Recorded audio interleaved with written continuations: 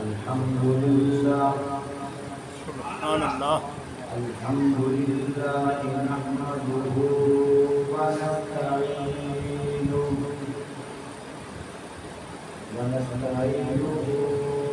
ونستغفره ونعوذ بالله من شرور أنفسنا سبحان اللہ. ومن سيئات أعمالنا من يهده الله فلا مضل له ومن يضلله فلا هادي له ونشهد أن لا إله إلا الله وحده لا شريك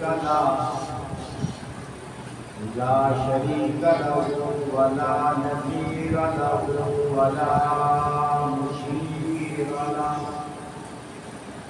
ولا وزير له ولا معين له ولا ضد له ولا مثل له ولا مثال له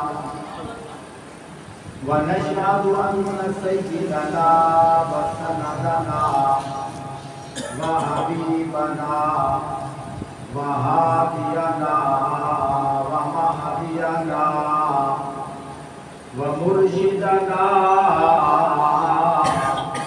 وطبيبنا ملجانا مأوانا مولانا محمدا عبده ورسوله. سبحان اللہ. أعوذ بالله من الشيطان الرجيم. بسم الله الرحمن الرحيم. ومن يطع الله والرسول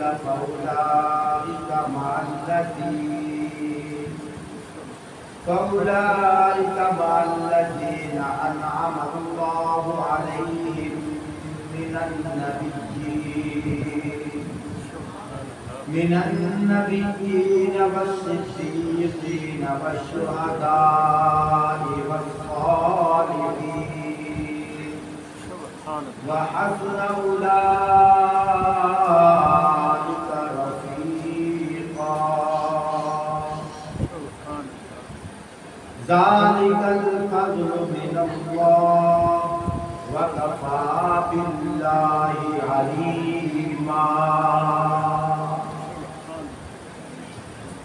وقال الله تعالى في كلامه المجيد إنما يريد الله ليذهب عنكم الرجس أهل البيت ويطهركم تطهيرا. صدق الله العظيم. قال النبي صلى الله عليه وسلم أنا خاتم النبيين لا نبي بعدي أو كما قال عليه الصلاة والسلام. أفضل البشر بعد الأنبياء أبا بكر الصديق أو كما قال عليه الصلاة والسلام. لو كان بعدي نبي لكان عمر أو كما قال عليه الصلاة والسلام. إن الله جعل الحق على لسان عمر وقلبه أو كما قال عليه الصلاة والسلام. لكل نبي رفيق ورفيقي في الجنة عثمان أو كما قال عليه الصلاة والسلام. أنا مدينة العلم وأبو بكر أنا مدينة العلم وعلي بابها أو كما قال عليه الصلاة والسلام خير البنات زينب أصيبت فيها أو كما قال عليه الصلاة والسلام الفاطمة بضعة مني من آذاها فقد آذاني أو كما قال عليه الصلاة والسلام هما سيدا شباب أهل الجنة الحسن والحسين أو كما قال عليه الصلاة والسلام اللهم اجعل معاوية هاديا مهديا أو كما قال عليه الصلاة والسلام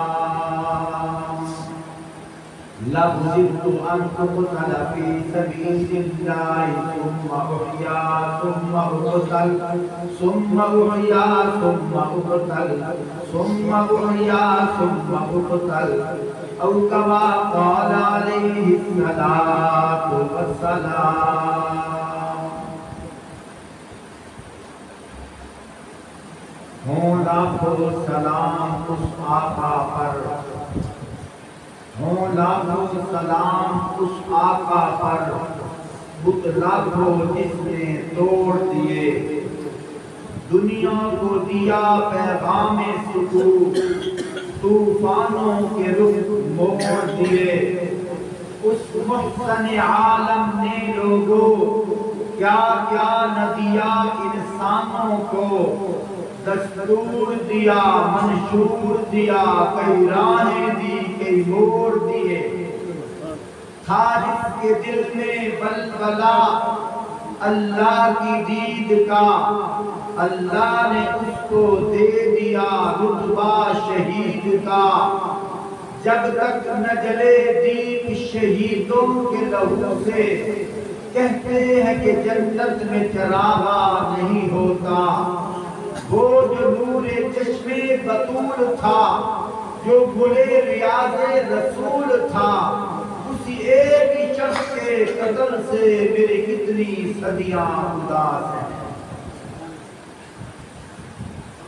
اللهم صل على بلد محمد في البلاد اللهم صل على جسد محمد في الأجساد اللهم صل على روضة محمد في الرياض الجنة محترم سامعین بزرگوں دوستوں عزیزوں صاحبوں ساتھیوں غالباً آج 30 جولائی 2023 اسلامی تاریخ کے مطابق 11 محرم 1445 ہجری ہفتے کا دن ہے مغرب کی نماز کے بعد جامعہ مسجد علی المرتضیٰ جھانسی کے اندر مقام اہل بیت عظمت اہل بیت فضیلت اہل بیت میرے ذمہ یہ عنوان لگا ہے ماشاءاللہ آپ کی اس مسجد کے خطیب ہر دل عزیز حضرت مولانا عمر فاروق صاحب ان کی سرپرستی ہے آپ ساتھیوں کا پیار اور محبت اور جذبہ ہے کہ آپ کا شوق کل ہی مشورہ ہوا تھا اور سب نے اس بات پر اتفاق کیا کہ فضائل اہل بیت کے عنوان پر گفتگو ہونی چاہیے پیارے بھائیوں میری طبیعت میرا مزاج ہے کہ کم از کم 2 گھنٹے بیان ہونا چاہیے میں آپ حضرات کا شوق ذوق اور بلبلا جتنا آپ کا میٹھا ہوگا اس کے مطابق ہم بیان کریں گے۔ پیارے بھائیوں، انشاءاللہ بچپن سے میری طبیعت ہے، میرا مزاج ہے، میں جو بھی بات کرتا ہوں قرآن و احادیث کی روشنی میں بات کرتا ہوں اور دلائل سے بات کرتا ہوں۔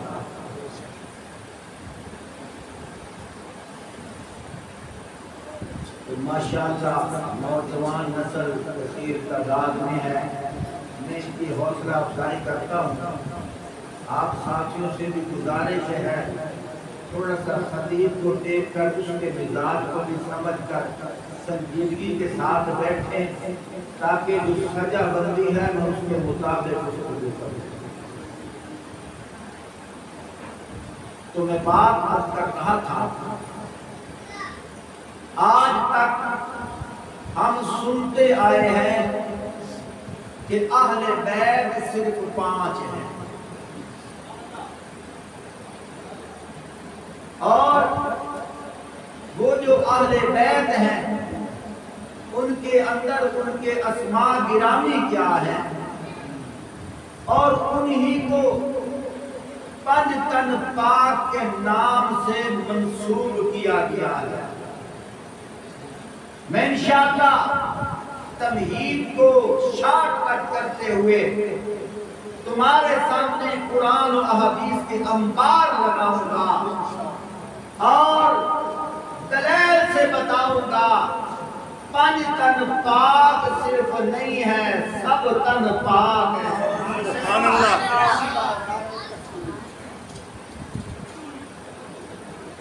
میں نے آپ حضرات کے سامنے اللہ کے پیارے قرآن مجید کی تلاوت کی ہے۔ اللہ پاک ارشاد فرماتے ہیں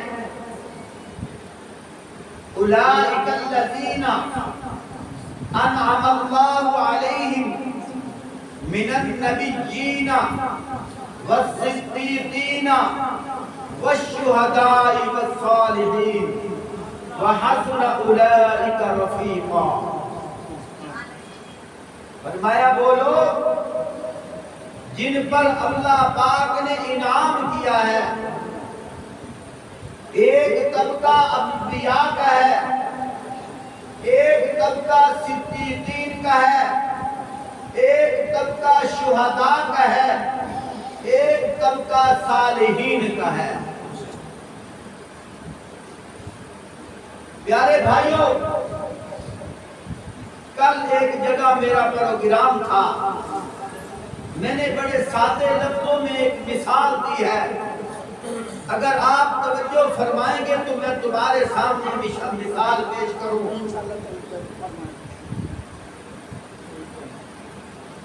نبوت کا مقام اللہ کے بعد سب سے بلند ہے، اور امام الانبیاء کا رتبہ تو سب انبیاء سے بلند ہے،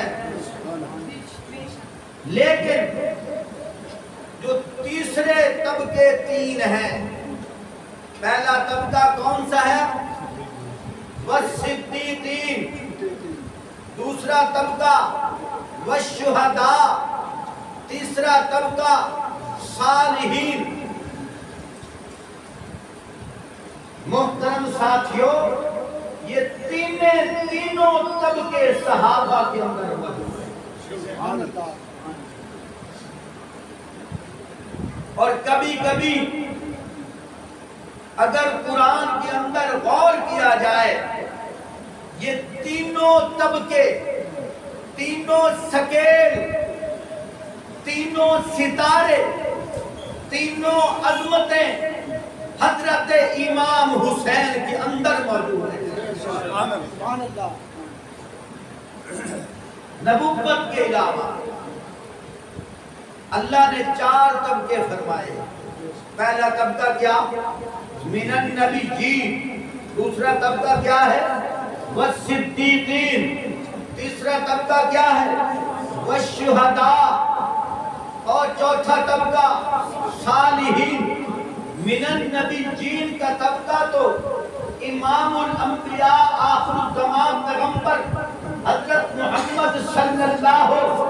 علیہ وآلہ وسلم پر ختم ہوا۔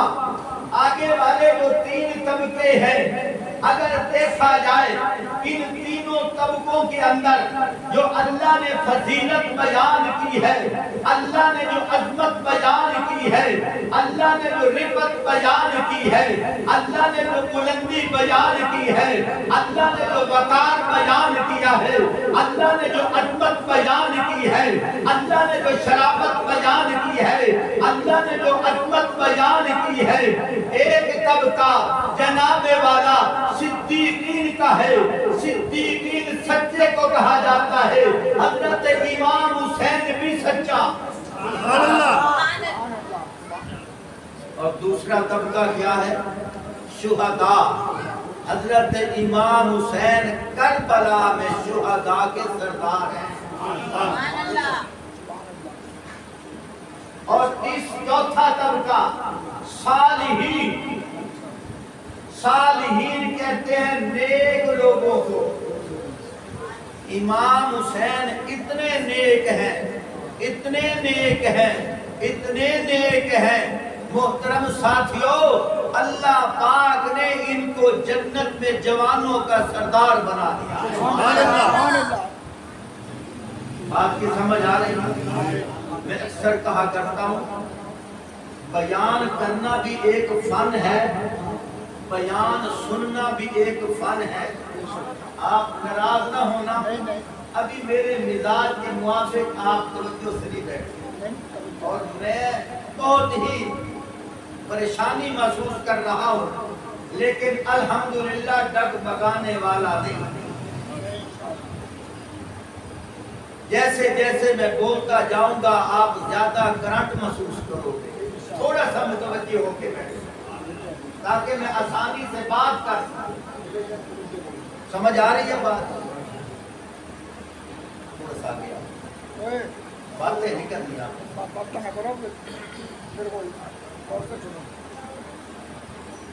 یہ بیان عام بیان نہیں ہے، یوٹیوب پر جانا ہے، تھوڑی سی زیر زبر کی مسٹیک ہو گئی تو لوگوں نے انگلی اٹھانی، اس لیے آپ توجہ سے بیٹھے، دل جمی سے بیٹھے، ناراض تو نہیں ہوئے؟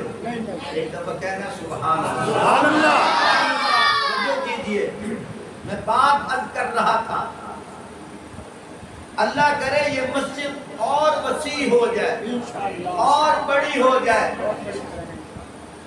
تو اس مسجد کے اندر آپ اس مسجد کے امام خطیب، نیب امام خطیب کی آپ کو ضرورت ہو، میں مثال دے رہا ہوں، آپ کو ضرورت ہو، آپ کہیں ہمیں 3 ساتھیوں کی ضرورت ہے، 3 سیٹیں خالی پڑی ہیں، ایک ہمیں عالم کی ضرورت ہے، ایک ہمیں قاری کی ضرورت ہے، ایک ہمیں شیخ الحدیث کی ضرورت ہے۔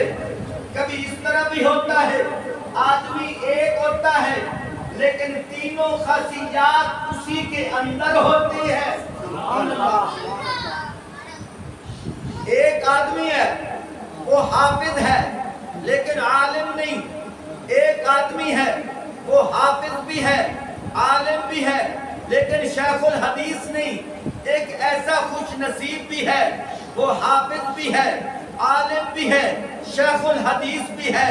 توجہ کیجئے، اگر تمہیں اس بات کی سمجھ آ گئی ہے پھر مجھے بھی بتانے دو، اللہ پاک نے قرآن پاک کے اندر 4 طبقوں کا ذکر کیا، ان میں سے ایک طبقہ نبیین کا ہے، وہ تو طبقہ رہا اپنی جگہ، وہ کوئی اور انبیاء کے علاوہ کوئی پا نہیں سکتا، لیکن صحابہ اکرام کے اندر کچھ ایسے بھی دیکھے ہیں جو صرف حفاظ تھے، صحابہ میں کچھ ایسے بھی دیکھے تھے جو حفاظ بھی تھے، علماء بھی تھے، صحابہ میں کچھ ایسے بھی دیکھے تھے۔ توجہ کیجئے، وہ جن کے اندر تینوں صلاحیات تھی، کون کون سی؟ ایک صلاحیت من النبیین کے علاوہ صدیقین کی صلاحیت تھی، دوسری صلاحیت شہداء کی تھی، تیسری صلاحیت صالحین۔ سبحان اللہ۔ اور کچھ صحابہ ایسے ہیں جن کے اندر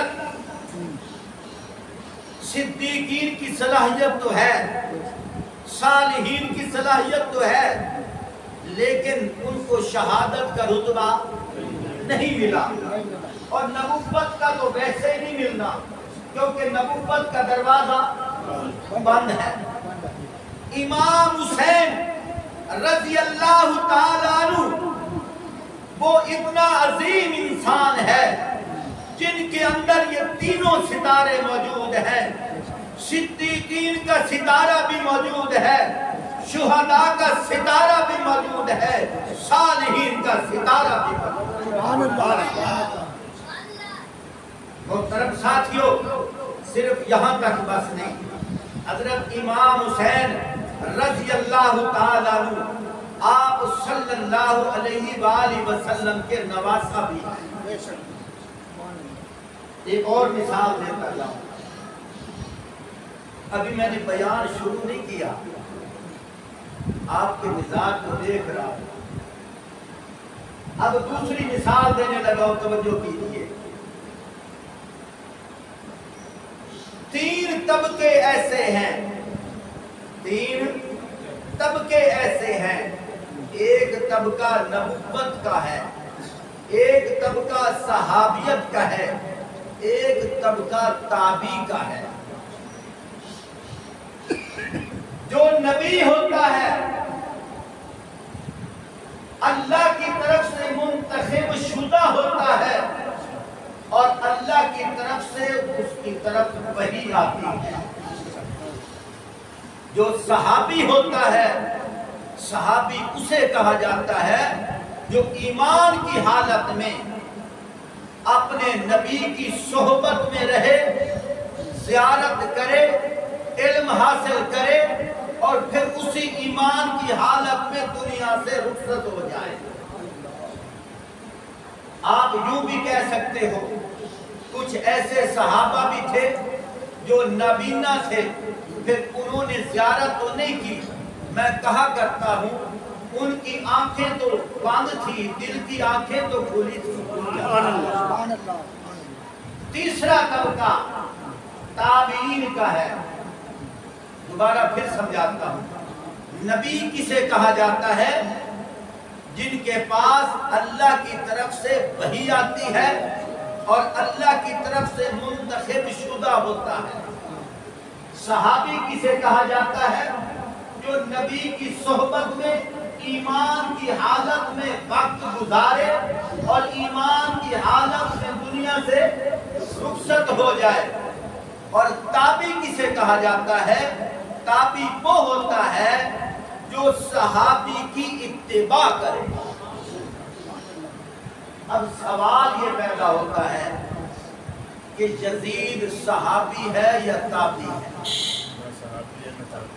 سمجھ آ رہی؟ یزید صحابی ہے یا تابعی ہے؟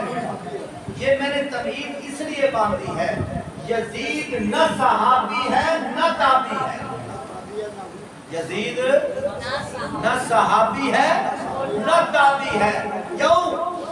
اس لیے کہ صحابی اسے کہا جاتا ہے جو اپنے نبی کا زمانہ پائے، یہ تو آپ صلی اللہ علیہ وآلہ وسلم کے زمانے میں تھا ہی نہیں۔ اور تابعی اسے کہا جاتا ہے جو صحابی کی اتباع کرے۔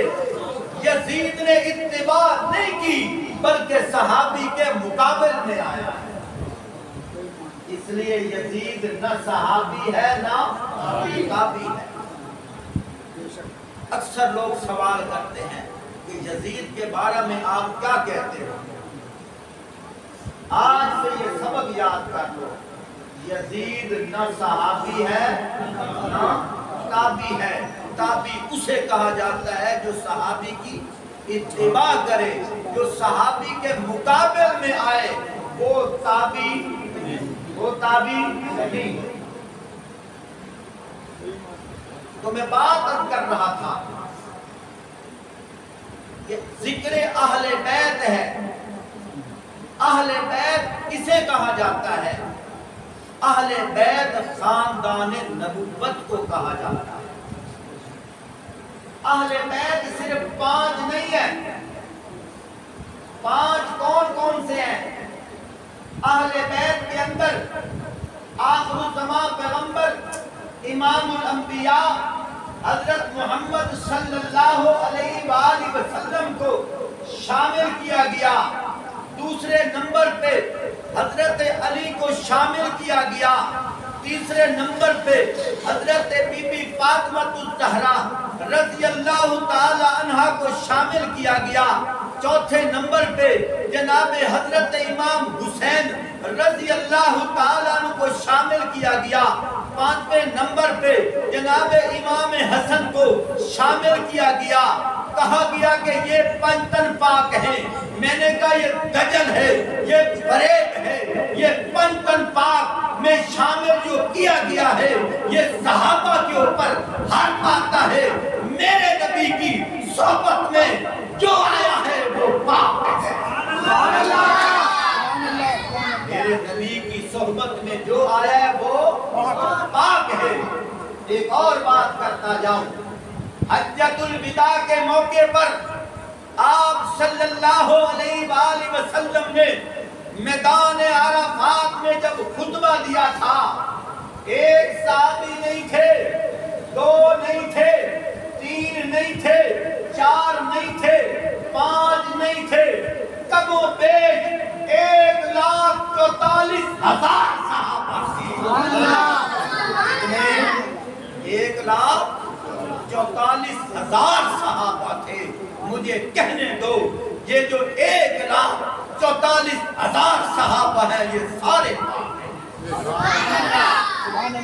پھر کہا جاتا ہے کہ حضرت امام حسین رضی اللہ تعالیٰ نے دین کی بنیاد رکھی۔ اپنے سینے پہ صبر کا پتھر رکھ کر میری بات غور سے سنو پیارے بھائیوں۔ حضرت امام حسین رضی اللہ تعالیٰ عنہ کے جوتے کے تسمے کے برابر بھی ہم نہیں، لیکن مجھے کہنے دو حضرت امام حسین رضی اللہ تعالیٰ عنہ نے دین اسلام کی بنیاد نہیں رکھی، بلکہ حضرت امام حسین رضی اللہ تعالیٰ عنہ تقریباً 55 سال کی عمر میں انہوں نے شہادت کا جام پیا ہے۔ دین اسلام تو 55 سال پہلے مکمل ہو چکا تھا۔ سمجھ آ رہی ہے؟ دین اسلام 55 سال پہلے، توجہ کیجئے، 55 سال پہلے مکمل ہو چکا تھا۔ تو جس دین اسلام کی بنیاد کی بات کرتا ہے، 55 سال کے بعد جب میں نے اللہ کے قرآن کے اندر دیکھا ہے، حجۃ الوداع کے موقع پر آپ صلی اللہ علیہ وآلہ وسلم ارشاد فرماتے ہیں کہ جبرائیل امین وحی لے کر آئے ہیں اور کیا فرماتے ہیں؟ اللہ کا قرآن شاہد ہے، اللہ کا کلام شاہد ہے۔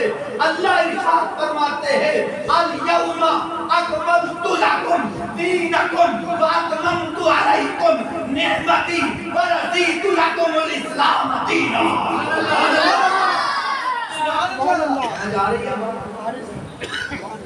آج کہا جاتا ہے کہ حضرت امام حسین نے کربلا کے اندر جا کر دین اسلام کی بنیاد رکھی ہے۔ پیارے بھائیوں، یہ کس لیے کہا جاتا ہے؟ یہ اس لیے کہا جاتا ہے کہ ابو بکر دین میں شامل نہیں ہے، فاروق اعظم دین میں شامل نہیں ہے، عثمان غنی دین میں شامل نہیں ہے، حضرت طلحہ دین میں شامل نہیں ہے، حضرت زبیر دین میں شامل نہیں ہے، حجے کا کالا بلال دین میں شامل نہیں ہے، حضرت سلمان فارسی دین میں شامل نہیں ہے۔ یاد رکھو دین اسلام کی بنیاد رکھی ہے، میرے نبی نے رکھی ہے۔ کب رکھی ہے؟ جب میرے نبی کی کم و بیش 40 سال کی عمر تھی، اللہ پاک نے فرمایا میرا نبی اب نبوت کا اعلان فرمائیے۔ میرے نبی نے نبوت کا اعلان فرمایا ہے۔ اللہ کا قرآن آتا ہے اقرأ بسم ربک الذی خلق خلق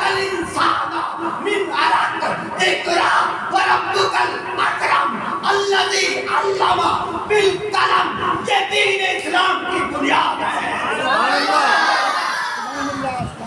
یہ دین اسلام کی سمجھ آ رہی ہے کہ نہیں آ رہے؟ کبھی بہر والے اندر آ جاتے تو آپ کی آواز بھی ساتھ مل جاتی۔ اگر بہر بیٹھنا زیادہ ضروری ہے تو میں وہاں آ جاتا ہوں۔ بات کی سمجھ آ رہی ہے کہ نہیں آ رہی؟ میرے خیال میں آپ دوسرا بیان سننے والے۔ آپ صلی اللہ علیہ وآلہ وسلم نے فرمایا خیر البنات زینب اصیبت فیہا، میری ساری بیٹیوں سے بہتر بیٹی زینب ہے جس کو تکلیف میری وجہ سے آئی ہے۔ یہ بخاری شریف، اس حدیث کو کیوں چھپایا گیا؟ اگر میرے نبی کی بیٹی زینب نہ ہوتی حضور یوں کیوں کہتے؟ سمجھ آئیے کہ نہیں؟ بخاری شریف کھول اس کے اندر پڑھو، دیکھو میرے نبی کی پہلی بیٹی کا نام ہے جناب زینب، دوسری بیٹی کا نام ہے جناب رقیہ، تیسری بیٹی کا نام ہے جناب ام کلثوم، چوتھی بیٹی کا نام ہے جناب بی بی فاطمہ الزہرا۔ سمجھ آ رہی ہے؟ اب دوسری بیٹی کا نام کیا ہے جناب رقیہ۔ دوسری بیٹی کا کیا نام ہے؟ یہ مشکل تو نہیں ہے، ذکر اہل بیت ہے تو پھر تفصیل سے سنو۔ جو لوگ کہتے ہیں کہ دیوبندی ذکر اہل بیت نہیں کرتے، میں نے کہا تم سنتے نہیں ہو، آؤ سنو، سنو قرآن سے سنو، محمد کے فرمان سے۔ آئی کہ نہیں آئی؟ تو میں بات کر رہا ہوں، میرے نبی کی دوسری بیٹی کا نام کیا ہے؟ جناب رقیہ۔ ایک دلیل پیش کرنے لگا ہوں، جناب رقیہ میرے نبی کی لخت جگر ہے، جناب ام کلثوم میرے نبی کی لخت جگر ہے۔ تم کہو گے تیرے پاس دلیل کیا ہے؟ میں کہنا چاہتا ہوں حضرت عثمان غنی رضی اللہ تعالیٰ عنہ جب دلہا بنے تو آپ صلی اللہ علیہ وآلہ وسلم نے جناب رقیہ کا نکاح حضرت عثمان غنی رضی اللہ تعالیٰ عنہ سے کرا دیا۔ حضرت رقیہ رضی اللہ تعالیٰ عنہ کا 2-2.5 سال کے بعد انتقال ہو گیا۔ پھر آپ صلی اللہ علیہ وآلہ وسلم نے جناب ام کلثوم کا نکاح حضرت عثمان غنی رضی اللہ تعالیٰ عنہ سے کرا دیا۔ میری بات پہ ذرا توجہ کرنا، میں تمہارے سامنے ایک حالات زندگی بتانا چاہتا ہوں، دنیا کے حالات حاضرہ بتانا چاہتا ہوں، ذرا غور کیجئے۔ ایک بیوی جناب رقیہ ہے عثمان غنی کی، وہ اس کا انتقال ہو گیا۔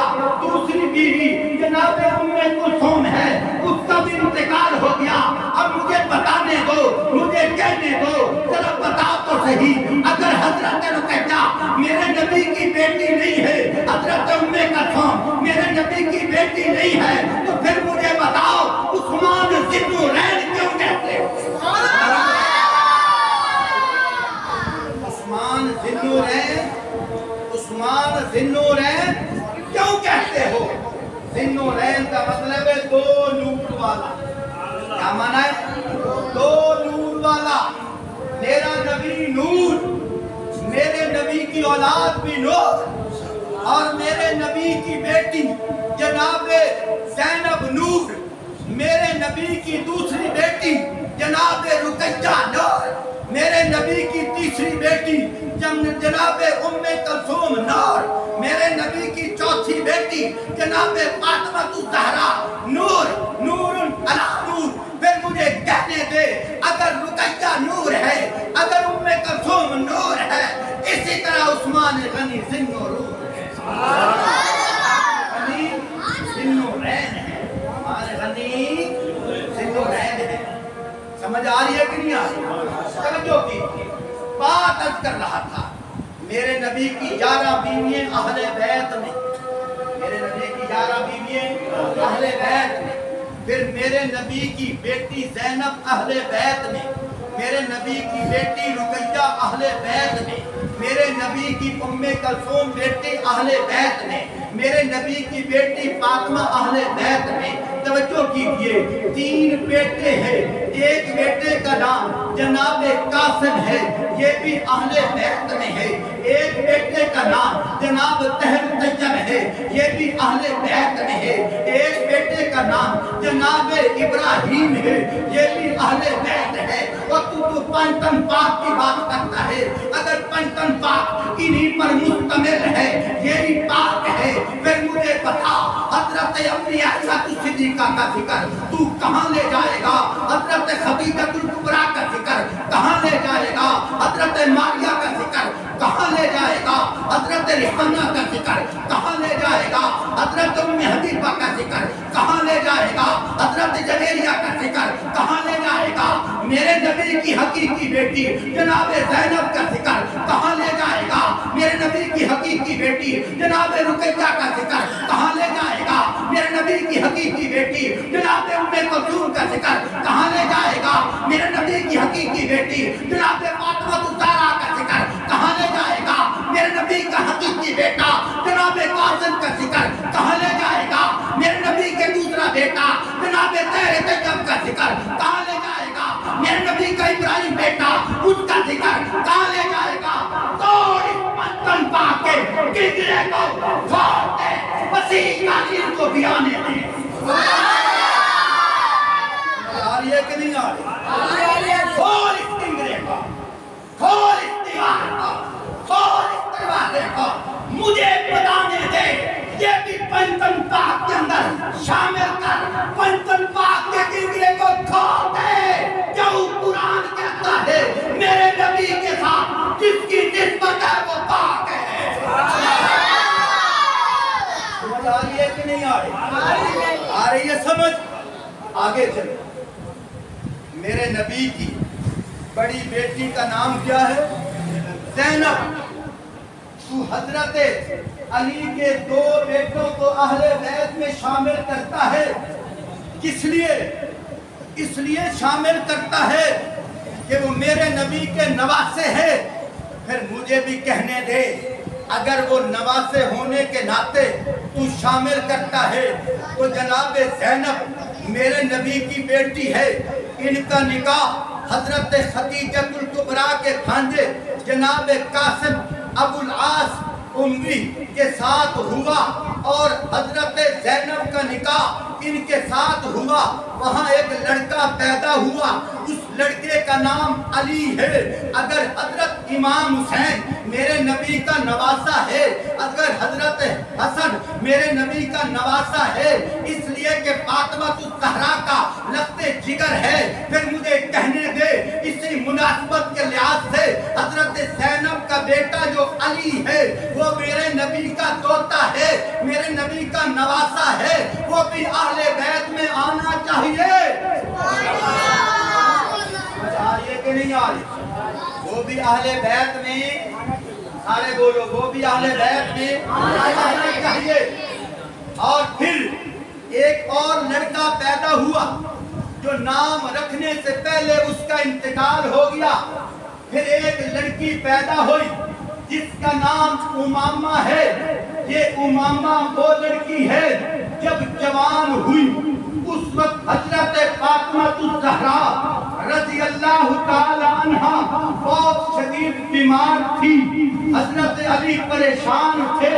حضرت فاطمہ الزہرا نے پوچھا، اے علی تم پریشان کیوں ہو؟ کہا کہ اس لیے کہ تیرا انتقال ہو جائے گا، کیونکہ نبی پاک صلی اللہ علیہ وآلہ وسلم نے فرمایا تھا، اے میری بیٹی فاطمہ میرے جانے کے بعد میرے رشتہ داروں میں سب سے پہلے تو میرے پاس آئے گی، تو مجھے خدشہ ہے کہ اسی بیماری کے اندر تو رخصت ہو جائے گی، لیکن میں کہتا ہوں کہ یہ تعلق جڑا رہے۔ حضرت فاطمہ الزہرا رضی اللہ تعالی عنہ کیا فرماتی ہے، اے علی تم پریشان نہ ہو، میری بھانجی امامہ جوان ہو چکی ہے، میرے انتقال کے بعد اس کے ساتھ نکاح کر لینا۔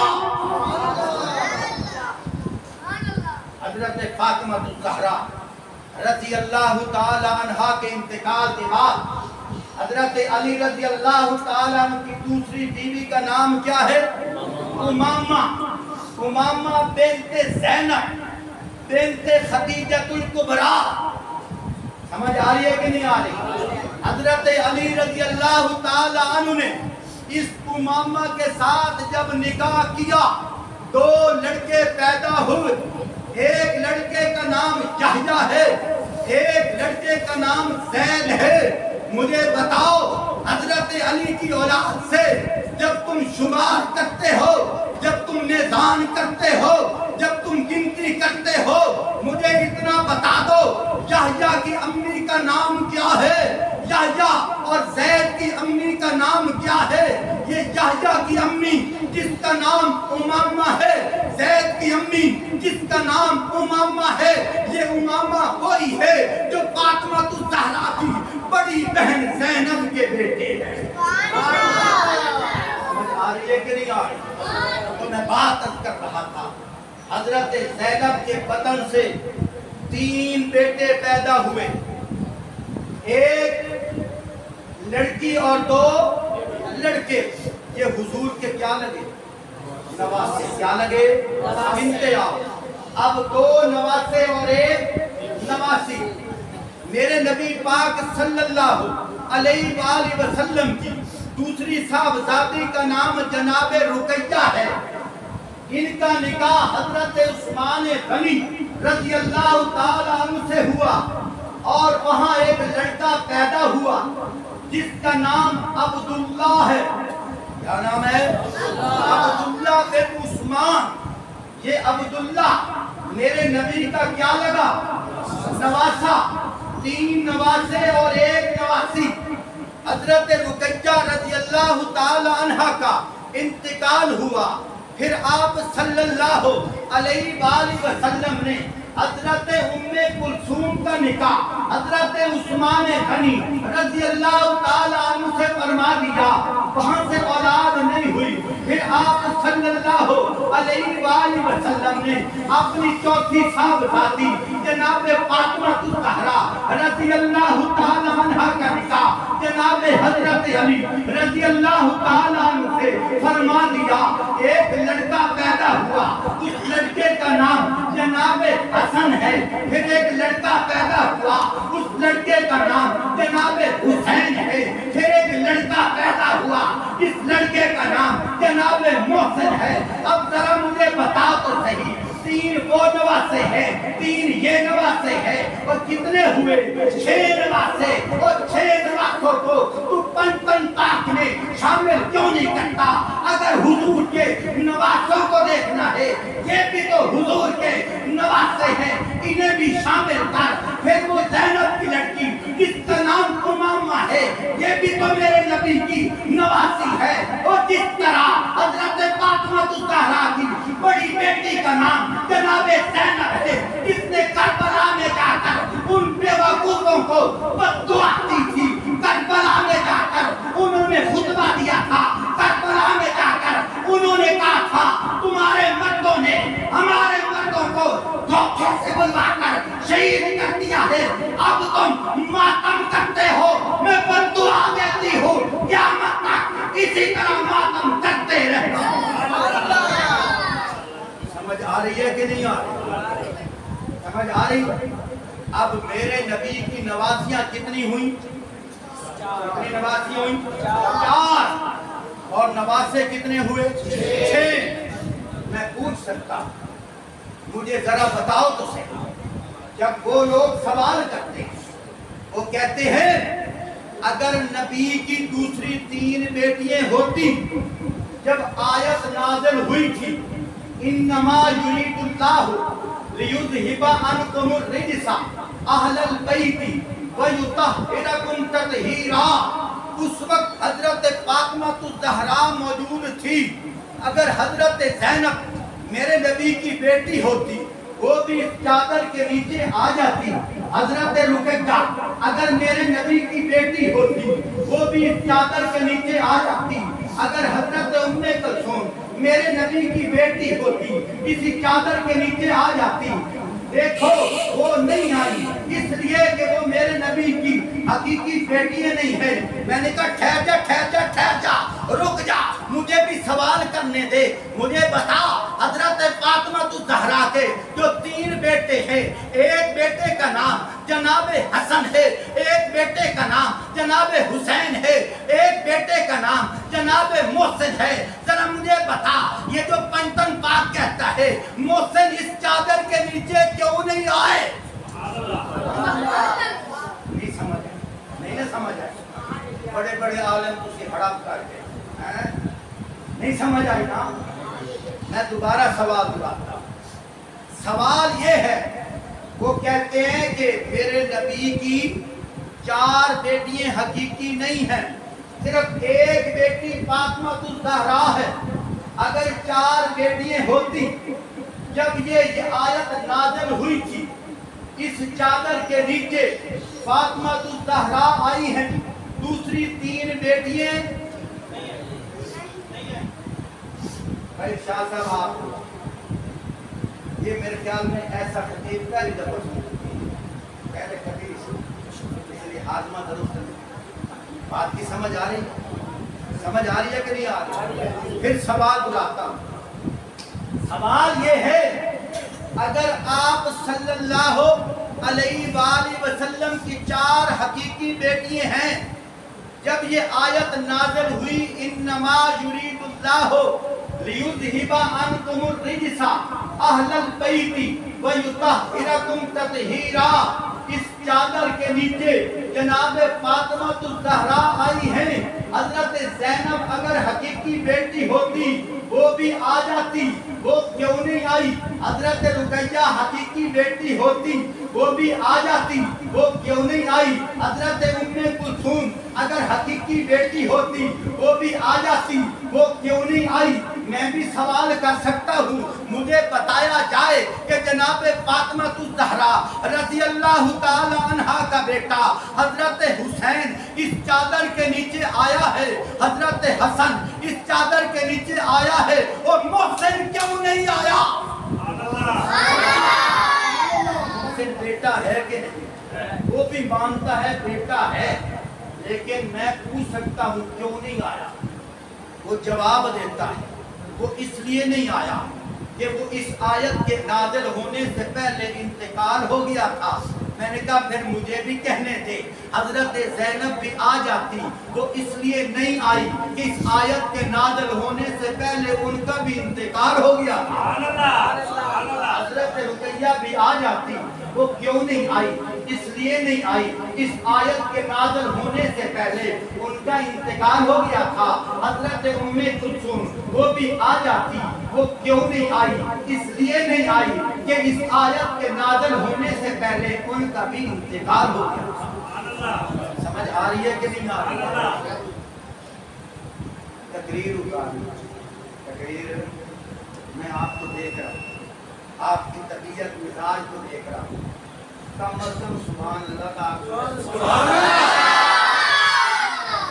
अच्छा इतना बता दो, इतनी देर और सुनना चाहता हूँ, ठीक है?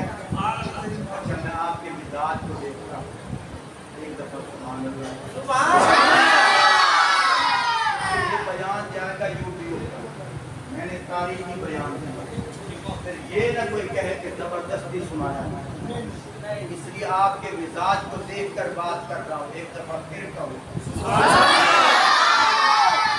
समझ आ रही है बात? मेरा सवाल समझे, जवाब समझे, तवज्जो कीजिए। अब मुझे कहने दो, मेरे नबी के अहले बैत के अंदर, खानदान नबुव्वत के अंदर मेरे नबी की बीवियां भी शामिल हैं। फिर सवाल होता है, इतना बताओ, अगर ये शामिल हैं तो फिर इस चादर के नीचे वो क्यों नहीं आई? समझ आ रही है? आ रही है समझ? इस चादर के नीचे वो क्यों नहीं आई? मुझे इतना बता दो, महरम और गैर महरम के मसले हमने बताए हैं या हुजूर ने?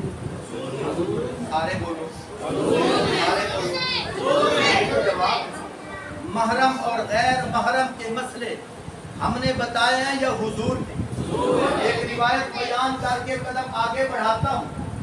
آپ صلی اللہ علیہ وآلہ وسلم اپنے گھر کی عورتوں کے ساتھ رات کے وقت باہر جا رہے تھے۔ آگے سے ایک صحابی آ رہے تھے۔ آپ صلی اللہ علیہ وآلہ وسلم نے فرمایا پردہ کر لو، آگے سے ایک شخص آ رہا ہے۔ گھر کے افراد نے کہا یا رسول اللہ آنے والا تو نبینا ہے، پھر بھی پردہ کریں۔ آپ صلی اللہ علیہ وآلہ وسلم نے کیا فرمایا؟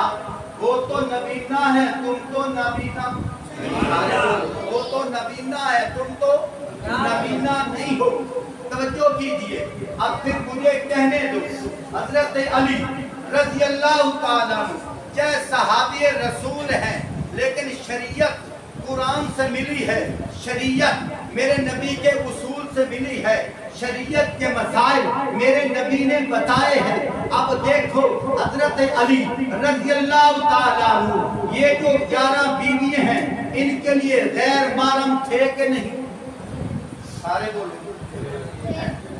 پھر حضرت علی موجود ہیں، اگر وہ عورتیں آتی پھر محرم اور غیر محرم کا مسئلہ چھپ جاتا۔ اللہ نے اس مسئلے کو بھی برقرار رکھنا تھا۔ تو سوال پھر ہوتا ہے، اتنا بتا دو ان کی تو پاکی کا ذکر اللہ نے قرآن میں کر دیا، نبی کی بیویوں کی پاکی کا ذکر قرآن کے اندر دکھا دو، مجھے بتانے دو اللہ پاک نے پردے کے مسئلے کو بھی سلامت رکھا ہے اور نبی کے گھر کے افراد کی پاکی کا ذکر بھی مد نظر رکھا ہے۔ ان کی پاکی کا ذکر سورۃ الاحزاب میں کر دیا ہے اور نبی کی ازواج کی پاکی کا ذکر سورۃ نور میں کر دیا ہے۔ ان کی پاکی کا ذکر سورۃ احزاب میں کر دیا ہے اور نبی کی ازواج کی پاکی کا ذکر سورۃ نور میں کر دیا ہے۔ میں اپنی طرف سے نہیں کہہ رہا، میں حوالہ دے کر بات کروں گا۔ توجہ کیجئے، 18واں پارہ سورۃ نور کے اندر آتا ہے، جناب حضرت امی عائشہ صدیقہ رضی اللہ تعالی عنہا پر جب تہمت لگی تھی، اللہ پاک نے ان کی بریت کا اعلان کرتے ہوئے، ان کی پاکی کا اعلان کرتے ہوئے، ان کی عظمت کے دوپٹے کو سلامی دیتے ہوئے اللہ پاک نے قرآن پاک کے اندر کیا ارشاد فرمایا؟ فرمایا والطیبات للطیبین والطیبون للطیبات۔ فرمایا میرے محبوب ذرا دیکھو تو صحیح نا، پاک عورتیں پاک مردوں کے لیے ہوتی ہیں اور پاک مرد پاک عورتوں کے لیے ہوتے ہیں۔ میرے محبوب جیسے آپ کا ہاتھ پاک ہے، جیسے آپ کا چہرہ پاک ہے، جیسے آپ کے دندان پاک ہے، جیسے آپ کی زبان پاک ہے، جیسے آپ کے قدمین پاک ہیں، جیسے آپ کی آنکھیں پاک ہیں، جیسے آپ کا جسم قدر پاک ہے، جیسے آپ کا بچپن پاک ہے، جیسے آپ کا لڑکپن پاک ہے، جیسے آپ کی جوانی پاک ہے، جیسے آپ کی زندگی پاک ہے۔ میرا نبی تیرا بستر بھی پاک ہے، تیرے نکاح میں آنے والی خدیجہ الکبریٰ بھی پاک ہے، تیرے نکاح میں آنے والی عائشہ صدیقہ پاک ہے، تیرے نکاح میں آنے والی حبیبہ پاک ہے، تیرے نکاح میں آنے والی جناب سلمہ پاک ہے، تیرے نکاح میں آنے والی جناب جویریہ پاک ہے، تیرے نکاح میں آنے والی جناب زینب پاک ہے، تیرے نکاح میں آنے والی جناب ریحانہ پاک ہے، تیرے نکاح میں آنے والی جناب حفصہ پاک ہے، تیرے نکاح میں آنے والی جناب عائشہ بنت ابو بکر صدیق پاک ہے۔ پاکی کا ذکر قرآن میں آیا کہ نہیں آیا؟ ایک آدمی ریل بازار میں جا رہا تھا، ریل بازار میں دکانیں دونوں طرف ہیں یا ایک طرف؟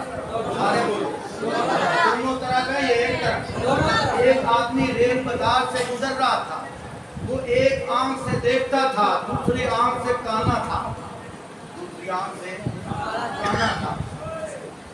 تو قدرت خدا کی، جب ریل بازار کراس کرتا ہوا جا رہا تو ساتھ بویلی باتیں بھی کرتا جا رہا. کیا کہتا ہے؟ یار جنگ والے عجیب لوگ ہیں، ایک طرف سے دکانیں بنائی ہیں دوسری طرف سے بنائی نہیں. پھر قاسمی ایس کریم پر گیا، کھا کر واپس آیا تو وہ جس آنکھ سے دکھتا تھا وہ آنکھ دوسری طرف ہو گئی.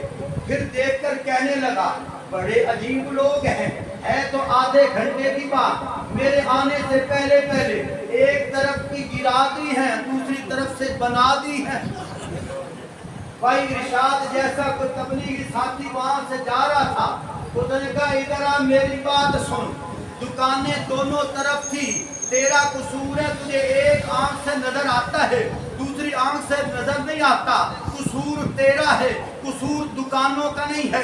پھر مجھے بھی کہنے دے، تو حضرت امی عائشہ تو صدیقہ سمیت 11 ازواج مطہرات کو تو پاک نہیں کہتا، اور لگتا ہے تو بھی کانا ہے. وہ ایک آنکھ سے انما یرید اللہ لیذہب عنکم الرجس اہل البیت ویطہرکم تطہیرا والی آیت دیکھتا ہے، اور تو دوسری طرف سورۃ نور کے اندر والطیبات للطیبین والطیبون للطیبات والی آیت کیوں نہیں دیکھتا؟ الحمدللہ ہم آنکھوں والے ہیں، ہم سارے بولو ہم آنکھوں والے ہیں. ہم ایک آنکھ سے حضرت فاطمہ الزہرا کو دیکھتے ہیں اور دوسری آنکھ سے نبی کی ازواج کو دیکھتے ہیں. ادھر دیکھتے ہیں یہ بھی پاک ہیں، ادھر دیکھتے ہیں وہ بھی پاک ہیں، ادھر دیکھتے ہیں حسن پاک ہے، ادھر دیکھتے ہیں جناب قاسم پاک ہے، ادھر دیکھتے ہیں جناب حسین پاک ہے، ادھر دیکھتے ہیں اور جناب طاہر طیب پاک ہے، ادھر دیکھتے ہیں جناب محسن پاک ہے، اور ادھر دیکھتے ہیں اور جناب قاسم جناب ابراہیم پاک ہے. اور میرے نبی کی ازواج بھی پاک ہے، میرے نبی کی بیٹیاں بھی پاک ہیں، میرے نبی کے بیٹے بھی پاک ہیں، میرے نبی کی نواسیاں بھی پاک ہیں، میرے نبی کے نواسے بھی پاک ہیں. دعا فرمائیں زندگی رہی تو انشاءاللہ میرے ذہن میں جو بات آ رہی ہے، آگے تو مشورہ تمہارا چلنا ہے کہ ہر ماہ پروگرام رکھیں. تمہیں ایسا مفت خطیب کہیں سے نہیں ملے گا، ایسا مفت خطیب کہیں سے نہیں ملے گا. آج تک مجھے 25 سال ہو گئے خطابت کرتے کرتے، تقریباً 1800 تقریریں یہ مار صاحب نے ریکارڈ کی. آج تک میں نے کسی سے فیس کا مطالبہ نہیں کیا. میرے بھائیوں کیونکہ وقت کافی گزر گیا اور یہ آپ کی بھی یہ پہلی تقریر تھی سننے کے لیے، تو آپ کو بھی میرے مزاج کا پتہ لگ گیا ہے. ایسا انشاءاللہ جب پروگرام رکھو گے تو یہ بات ذہن میں رکھنا، جب مجھ سے ٹائم لو گے تقریباً 2 گھنٹے کا انتظار. دعا فرمائیں اللہ رب العزت ہمیں صحابہ اور اہل بیت سے محبت کرنے والا بنائے. دعوانا الحمدللہ رب العالمین. اس مسجد کے امام خطیب مولانا عمر فاروق صاحب سے میں گزارش کروں گا آپ مائک کی تشریف